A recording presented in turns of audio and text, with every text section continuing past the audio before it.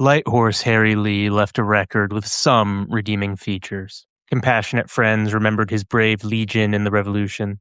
Others recalled his plea for the federal Constitution's adoption, or his stirring eulogy of George Washington. Unfortunately, when Harry's son Henry Lee died in 1837, there was nothing edifying in his past. This grandson of Colonel Phil and son of the divine Matilda at Stratford earned a derisive title as Black Horse Harry Lee. His family called him Henry. Such is how Paul Nagel described Henry Lee IV, known to history as Black Horse Harry, in The Lees of Virginia. It's a fitting title. While Henry had a few bright sparks early in life, he was intelligent, after all, and served with distinction in the War of 1812. By the end, he was a thoroughly dissipated rogue, and one gets the sense his family breathed a sigh of relief as he faded from life and history.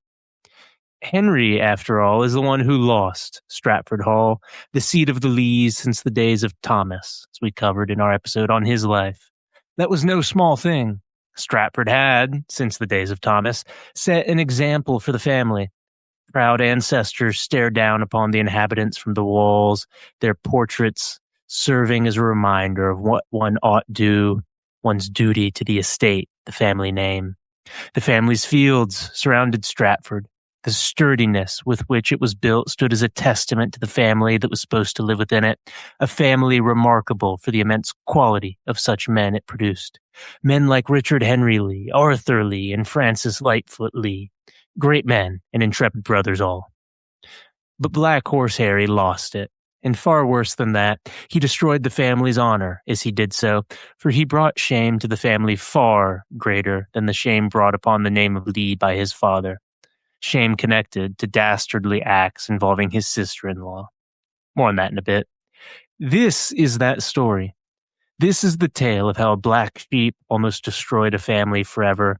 The ignominy brought upon the Lees by his misdeeds only hidden, in the end, because of the magnitude of the achievements and honor of his young half-brother, Robert E. Lee. This is the tale of how a man blessed with the brilliant intellect of his father, Light Horse Harry, and who was decorated for honorable service as a major in the War of 1812, a man who married into a great fortune and was the Lees' last hope of saving Stratford, lost everything that mattered through his own sins, and was eventually buried a pauper in an unmarked grave far from the Old Dominion. The tragic story of Henry Lee IV begins not in dishonor, but in an atmosphere of triumphant resurrection. In the opening decade of the 19th century, Stratford Hall was a great house hovering on the brink of ruin. Its master, Light Horse Harry Lee, as we covered in the last episode, had lost a great fortune in land speculation and debt, and almost lost Stratford in the process. The once magnificent fields that surrounded it were sold off, and what remained was overgrown with weeds rather than plowed or farmed by tenants or slaves.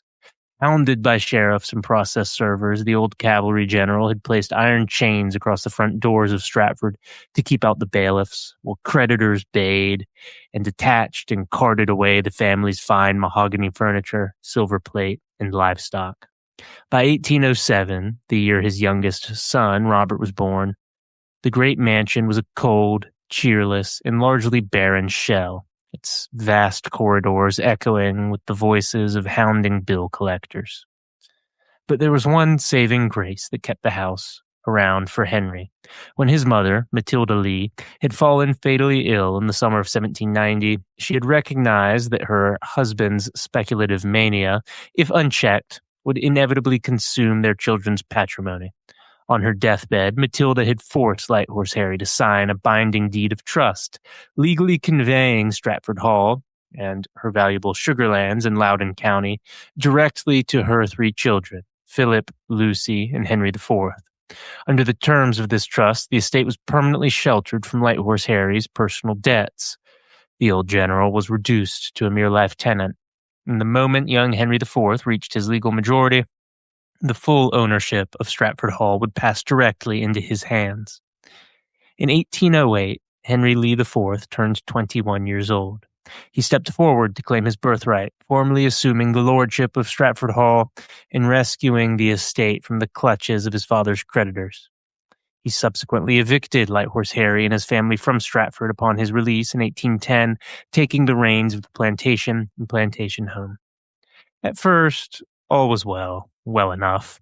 Henry found the fields and house dilapidated and in need of renewal, but he had a sharp mind and intended on making the best of it. Further, he had developed himself. Possessing a sharp, scholarly mind, the young master of Stratford had attended Washington College in the mountain village of Lexington, now Washington and Lee University, and completed a legal education at the College of William and Mary. When the War of 1812 erupted with Great Britain, Henry carried on his family's distinguished martial tradition, securing a commission as a major in the infantry. He served with credit on the Canadian frontier as an aide-de-camp to General James Wilkinson, and later served on the staff of General George Izard, winning the praise of his superiors for his martial talents. Returning to the Northern Neck in Stratford following the conclusion of the war, Major Henry Lee was a young gentleman of immense promise, but he faced a massive challenge. Stratford Hall was, after all, quite dilapidated and in need of immediate renewal, which would require a great deal of capital.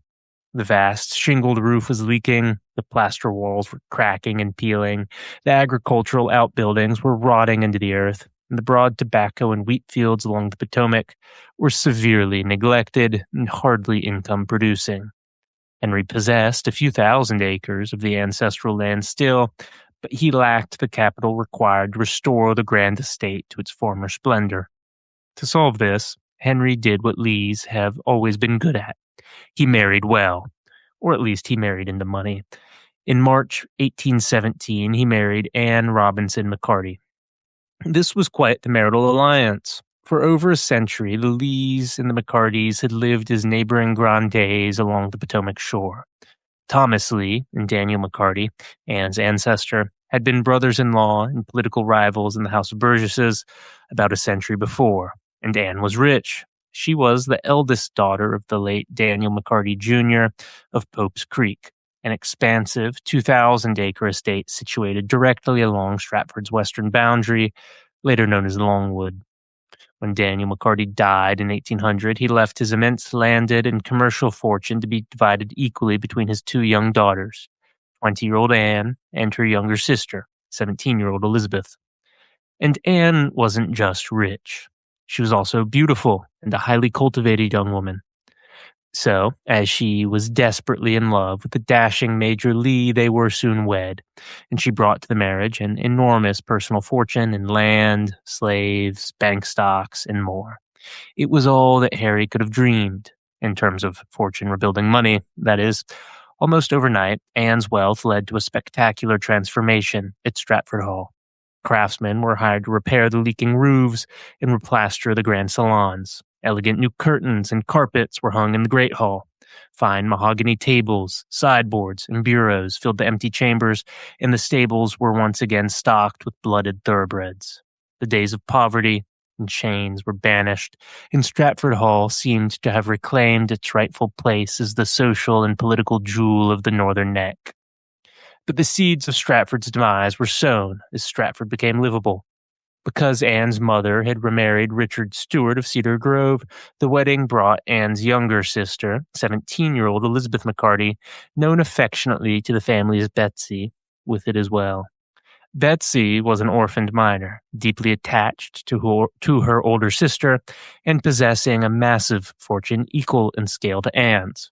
Upon the celebration of the marriage, Betsy's stepfather, Richard Stewart, resigned his legal guardianship over the teenage girl.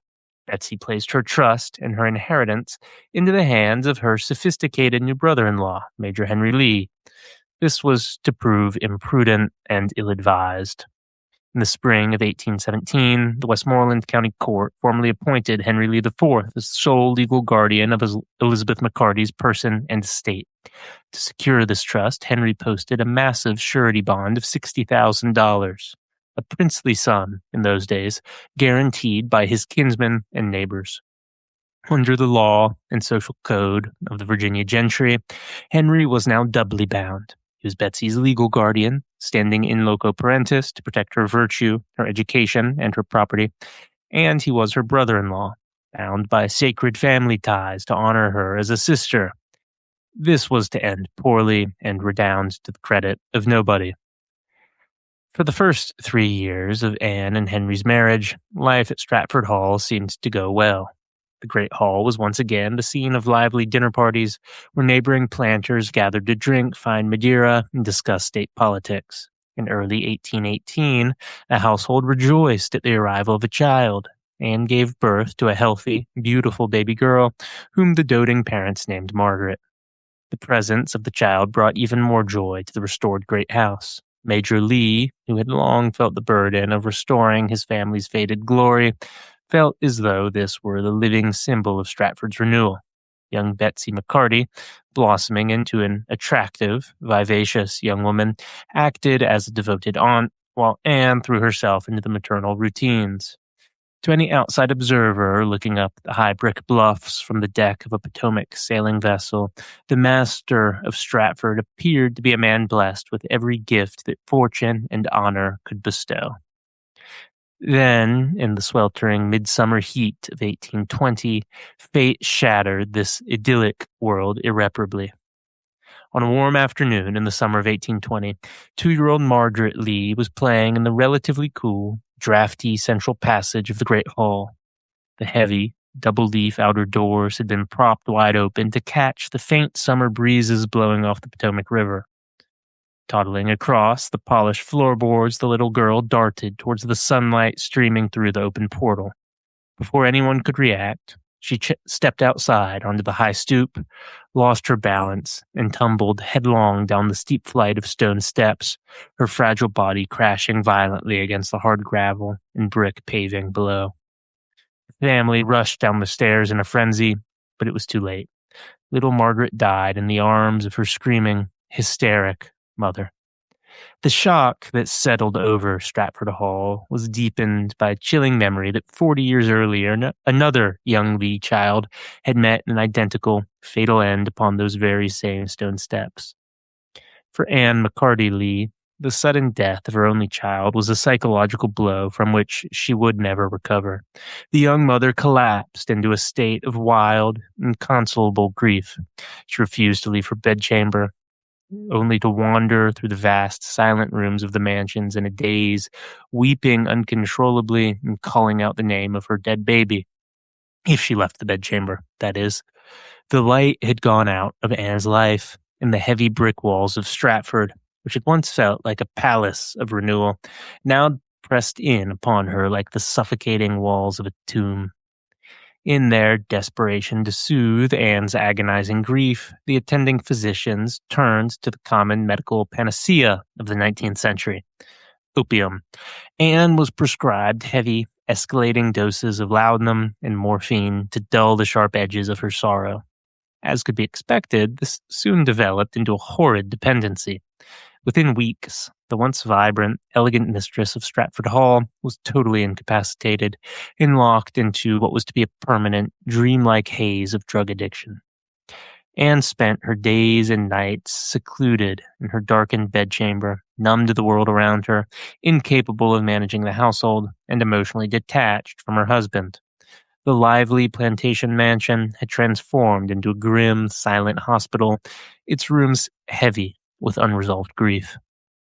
As the autumn of 1820 gave way to the cold of winter, Major Henry Lee found himself trapped in an environment of suffocating despair. His beloved infant daughter was buried beneath the cold soil of the plantation garden. His wife was physically and mentally broken, lost in the artificial, narcotic oblivion of morphine. In the great mansion house, which he had worked so hard to restore, was shrouded in an atmosphere of unremitting gloom. So, Henry turned for companionship to the only other soul residing within the walls of Stratford with him, his 19-year-old sister-in-law and legal ward, Betsy McCarty.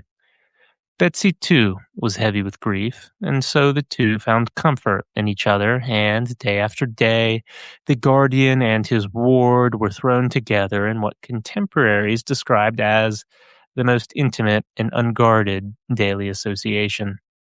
They took their meals together in the silent dining room. They walked through the deserted plantation grounds. They sat together in the library during the long winter evenings while Anne slept in her stupor upstairs. Henry, a man of magnetic charm and sophisticated literary eloquence, began to confide in his teenage ward. What began as mutual consolation rapidly crossed the boundary into the forbidden realm of seduction. The two began an illegal affair. This betrayal did not remain hidden in the shadows for long. In the early weeks of 1821, the nightmare deepened. Betsy realized that she was pregnant with her guardian's child. Panic and horror seized the household. Terrified of the impending exposure and realizing the ruin that faced her, Betsy managed to smuggle a desperate message out of Stratford Hall to her stepfather, Dr. Richard Stewart, at Cedar Grove. Stewart, a stern and formidable Virginia gentleman, was appalled by the news. He immediately ordered his carriage ready and rode in a fury to Stratford Hall. Arriving at the mansion, Stewart confronted Major Lee, forcefully removing the weeping, terrified Betsy from the house, and carried her away to the protective sanctuary of his own estate in Prince George County. The scandal erupted across the northern neck like a rolling thunderclap, sending shock waves through the entire Commonwealth of Virginia. In the close-knit, highly interrelated society of the Tidewater gentry, where family bloodlines were intertwined and the codes of patriarchal honor were absolute, as we covered in our episode on the class, the news of Major Lee's transgression was met with visceral disgust and absolute outrage. Worse still, the scandal was compounded by dark, horrifying rumors that spread like wildfire from plantation to plantation. It was widely whispered that Betsy had given birth to a stillborn child at Cedar Grove, and darker, unsubstantiated rumors even circulated that the infant had died under mysterious, unnatural circumstances, prompting hushed, scandalous accusations of infanticide. On February 27, 1821, the Westmoreland County Court took swift, decisive, and humiliating legal action against Henry, declaring that Major Henry Lee was guilty of a flagrant, monstrous abuse of his trust.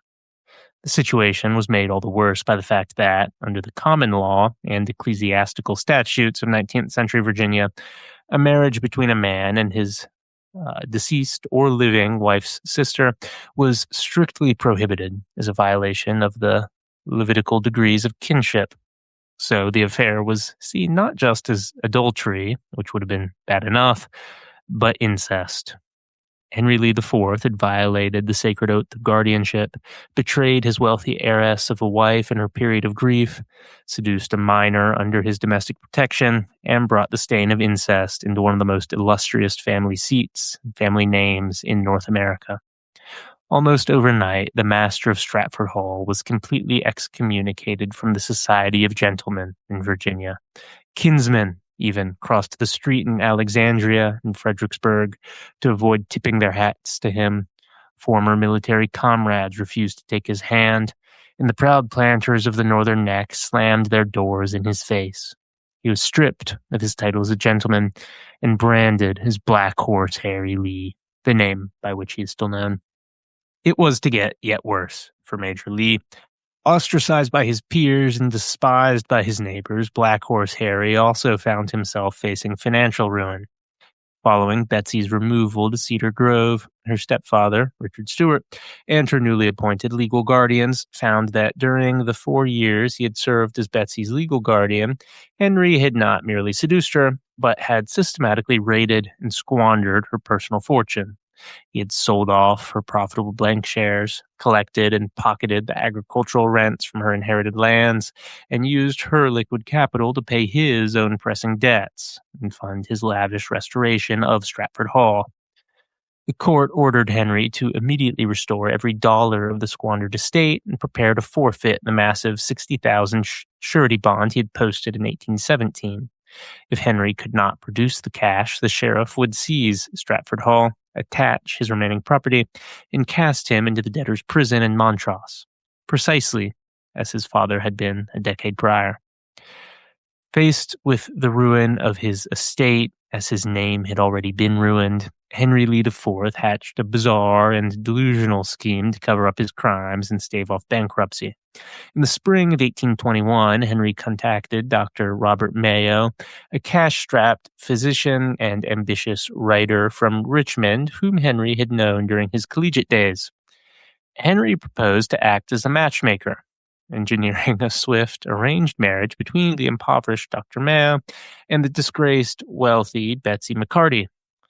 Henry calculated that if he could marry Betsy off to an ally like Mayo, the doctor would gain legal control over Betsy's vast estate, immediately drop the ruinous suits against him, and forgive the squandered funds. In exchange for delivering a wealthy heiress into Mayo's arms, Lee demanded the doctor secure a massive private loan to bail Lee out of his immediate debts. To convince Mayo to embrace this sordid bargain, Henry penned a series of extraordinary and very manipulative letters to the doctor. Henry always was a good writer, after all, as we'll come up more in a bit, and in these he attempted to rewrite what had happened inside Stratford Hall and assure Mayo that Betsy's fortune was immense and that the scandal had been wildly exaggerated by malicious local gossips. In one such letter, Henry attempted to manufacture a picture of domestic harmony, assuring the doctor that his wife Anne harbored no ill will towards Betsy, fully supported the proposed marriage, and was sitting happily at the Stratford piano, playing cheerful melodies to forget our late calamity. The grotesque scheme collapsed into immediate, humiliating failure. Armed with Henry's letters of introduction, Dr. Mayo traveled to the Stewart estate at Cedar Grove to present his formal suit for Betsy's hand. Dr. Richard Stewart was utterly aghast at the maneuver. Stewart met the opportunistic physician at the front door, furiously denounced the proposal as a corrupt conspiracy engineered by Black Horse Harry, and turned Mayo away from the plantation gates, warning him never to return. The Stewart family redoubled their legal efforts in the chancery courts, securing final degrees of execution against Lee's property. So the legal vice had snapped shut. Henry was broken. He had no cash, his credit was non-existent, and his debts to Betsy's estate exceeded $25,000. There was only one asset remaining on Earth that possessed sufficient market value to satisfy the court's decrees: Stratford Hall itself. In June 1822, Henry Lee IV was forced to sell Stratford to raise the liquid capital required to settle with Betsy's guardians and avoid the debtor's prison. Conveying Stratford Hall and its surrounding 2,000 acres to William C. Somerville of Maryland for the sum of $25,000, Henry lost Stratford for good. The Lees were never to possess it again. For the first time since Thomas Lee had cleared the cliffs overlooking the Potomac in the 1720s, the great ancestral seat passed entirely out of the hands of the Lee family. The portraits of the signers were taken down from the paneled walls. The fine furniture that Anne had brought to the estate was carted away, and the heavy oak doors were locked behind them forever.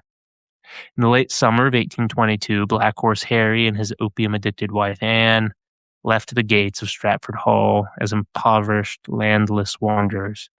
They moved to the federal capital, Washington, D.C., taking up residence in a series of cheap, drafty, drab, rented rooms. Stripped of their lands, their social standing, their fortune, the last master and mistress of Stratford survived during these dark, nomadic years entirely on the meager wages earned by hiring out 30 of Anne's remaining slaves to local urban employers. The once grand dynasty of the Potomac had been reduced to the status of struggling, disgraced refugees in their own land.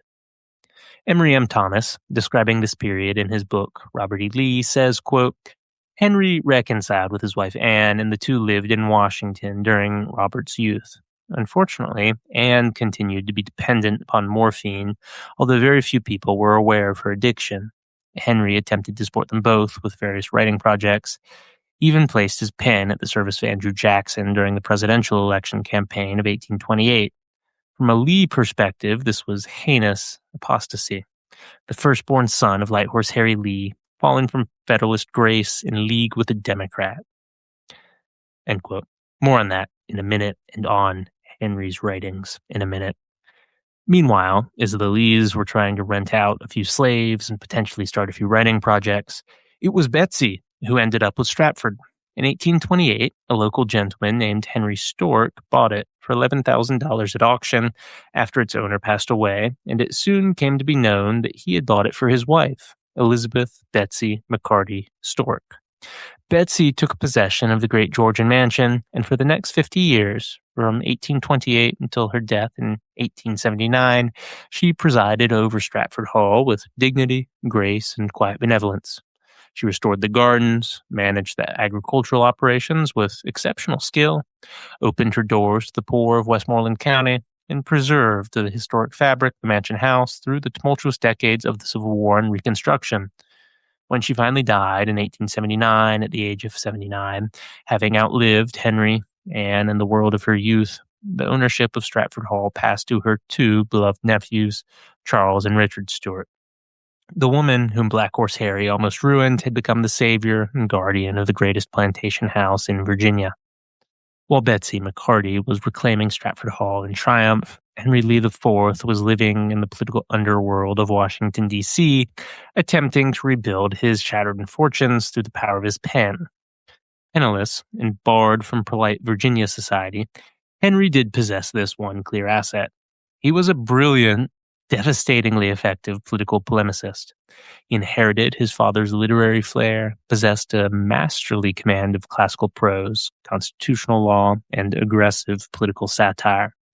In an era where American politics was transitioning into the ferocious, bare-knuckle party warfare of the Jacksonian era, a man with Henry Lee's sharp, unprincipled pen was a valuable weapon. In the mid-1820s, this meant that Henry attached his fortunes to the rising star of General Andrew Jackson. Jackson, the hero of New Orleans, was organizing a massive populist coalition to capture the presidency from the traditional Eastern establishment led by John Quincy Adams and Henry Clay. Jackson was a man who harbored an intense, deep-seated sympathy for men caught in public scandals, having spent many years defending his own wife, Rachel, from accusations of bigamy and adultery having to do with how they had met. And so Old Hickory cared little for the moral judgments of the Virginia gentry about this talented writer. In fact, Jackson welcomed Henry Lee to his Tennessee estate, the Hermitage, in 1828. Recognizing Henry's exceptional intellectual abilities and great skill with the pen, Jackson tasked the Virginian with organizing his vast collection of military papers and drafting key campaign publications. This was a shock for all involved, really. The Lees had always been opposed to what Jackson represented. His Douglas Southall Freeman notes in his R.E. Lee, quote, "Except for one period of wavering, Light Horse Harry Lee had been consistently opposed to Jeffersonian ideas. Charles Lee, his brother, had been Attorney General under Washington and of counsel in the famous case of Marbury versus Madison. The whole politics of the family was anti-Jefferson, though Jefferson was their distant kinsman through the Randolphs. Because of Henry Lee's part in procuring from his pen a statement regarding the character of a lady to whom Jefferson was alleged to have made improper advances, the Lees had long felt a certain contempt for the third president." End quote. They were against populism. They were in support of democracy, sure, but really an aristocratic republic. They thought the best men should rule, not some rabid mob of democracy. Yet, here Black Horse Harry was, once again bringing discredit to the family name, this time by aiding Jackson, the inheritor of the Jeffersonian mantle. And Henry rapidly became one of Jackson's primary political ghostwriters. Working in the background, Henry authored a series of ferocious, highly influential campaign pamphlets that eviscerated the Adams administration, defended Jackson's controversial military executions during the Seminole War, and mobilized the Southern electorate. When Jackson swept to a historic victory in the presidential election of 1828, Henry Lee stood as the new president's right-hand man. It was Henry Lee IV who was selected to assist in drafting Andrew Jackson's first inaugural address, and the polished, defined, and classically resonant prose that Old Hickory delivered, somewhat to the surprise of the roaring crowds from the East Portico of the Capitol on March 4th, 1829, was crafted in large part by the disgraced exile of Stratford Hall. Jackson was deeply grateful. for Henry's service, and he resolved to reward his brilliant ghostwriter with a prestigious, very lucrative federal appointment that would provide him with a substantial salary and place him safely beyond the borders of the United States in the taint of scandal, possibly helping rehabilitate him and his career. In the summer of 1829, President Jackson issued a recess appointment naming Major Henry Lee as the United States Consul General to Algiers. To Henry and his long-suffering, addicted wife Anne, the Algiers consulship appeared to be the ultimate miraculous redemption. The post carried a handsome salary of thousands of dollars, complete diplomatic immunity, and the opportunity to live in high aristocratic style in the Mediterranean, or removed from the cold stares and whispered insults of Virginia. In late 1829, Henry and Anne packed their trunks, boarded an ocean-going vessel, and sailed for Europe, arriving in Paris to await the formal confirmation of his appointment by the United States Senate. Then the past struck down Black Horse Harry one final, fatal time. When the nomination of Henry Lee IV was submitted to the United States Senate in the winter of 1830, a wave of moral revulsion swept through the chamber. Leading the charge against the appointment was a young, rising Virginia senator who had known Henry since their youth, John Tyler. Tyler, the future president of the United States, was a rigid exemplar of the code of the Virginia gentry. He'd attended William and Mary with Henry and was familiar with what had taken place at Stratford Hall. Tyler was utterly outraged that the diplomatic banner of the American Republic should be entrusted to such a man.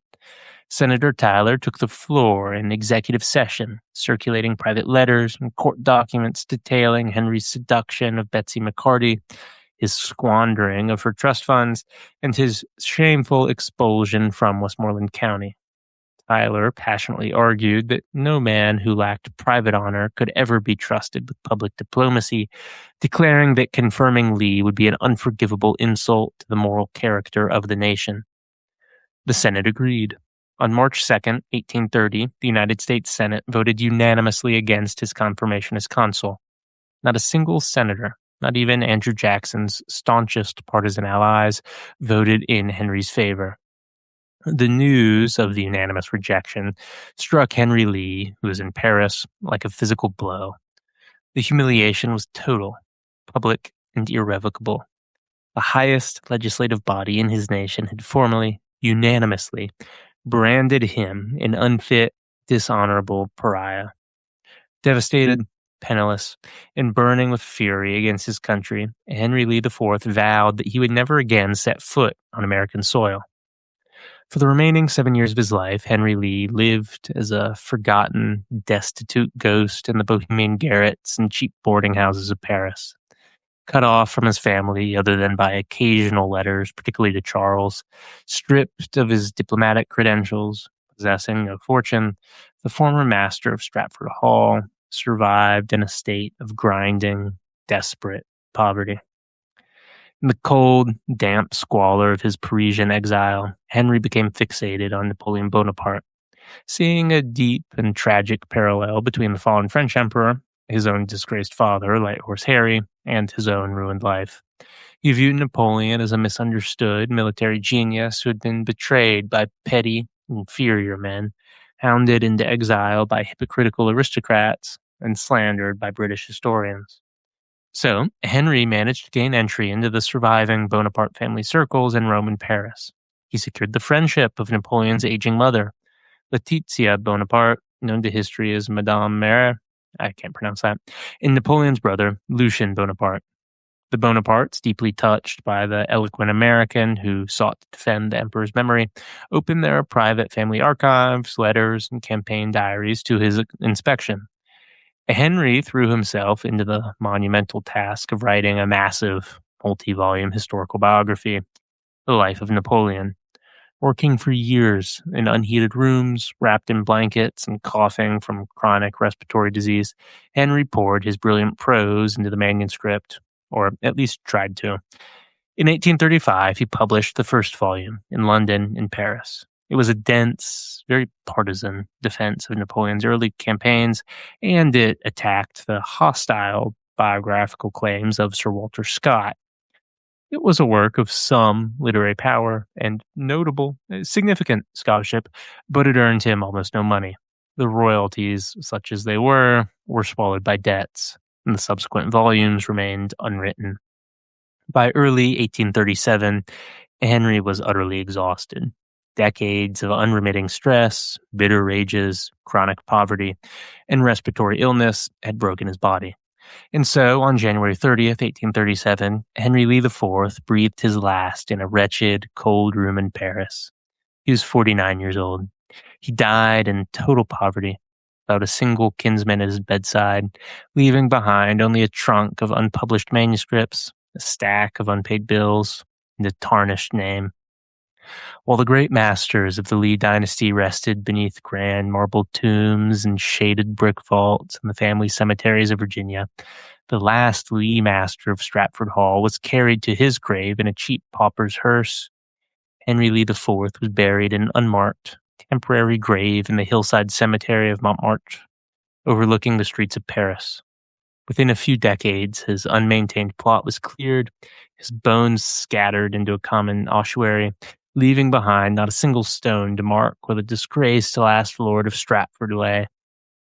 3 years later, in 1840, his tragic, long-suffering, long-addicted wife, Anne Robinson McCarty Lee, followed him in death. She died an impoverished, broken invalid whose life had been consumed by the narcotic fog and the toxic scandal that had destroyed her in her youth. The tragic marriage of 1817 had reached its final, silent terminus. The dark and tragic fall of Black Horse Harry Lee is more than just a lurid and forgotten footnote in the history of the Virginia gentry and the Lee family. It helps explain the character of the most famous soldier the South ever produced, General Robert E. Lee. When the monstrous scandal of 1821 erupted at Stratford Hall, young Robert was a 14-year-old boy living in the rented brick house on Orinoco Street in Alexandria.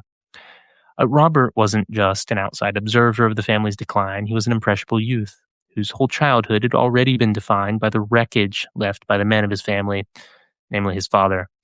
He had lived through the shame of that father, Light Horse Harry, watching the old general hide from bailiffs behind chained doors, endure the disgrace of Montrose jail, and flee into Caribbean exile, leaving his invalid mother to raise Robert and the other children on a tight trust budget.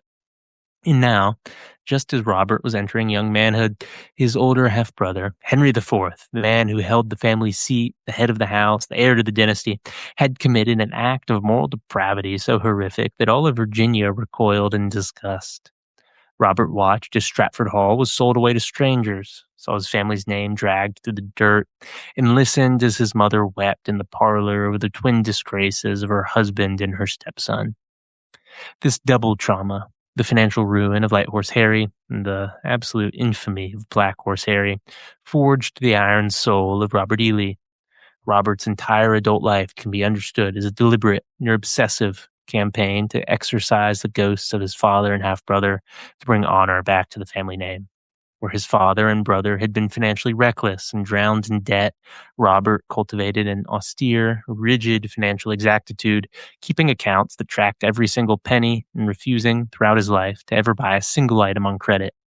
Where his father and brother had been volatile, impulsive, governed by pride, and unchecked in their physical appetites, Robert constructed a fortress of self-control. He practiced a severe, self-denying Christian morality, cultivated a calm, modest, and emotionally restrained demeanor, and made duty the non-negotiable compass of his existence. The immaculate, self-controlled marble man of American history was constructed piece by piece as a living shield to ensure that no man could ever accuse him of duplicating the sins of the two Henrys who preceded him. The psychological wound ran so deep that Robert established a rule in his own household. Throughout his life, through the triumphs, the tragedy, his final years, never did he permit the name of Black Horse Harry to be uttered in his presence. The last Lee master of Stratford was completely erased from the family memory, cast out into the outer darkness of history, as Robert restored the honor of the Lee name to the highest peaks of renown. And such is largely why Black Horse Harry has been forgotten. But he does serve as a memory and reminder of what not to do. as much as Robert is a study of cultivated perfection of character, Black Horse is a reminder of what must be avoided. Thank you for listening. Hope you got something out of this one, though it is a sad tale. And please remember to like, subscribe, share this around, leave a comment. That's how we grow and how you help keep this podcast going. So thank you. I'll see you again next time. Bye.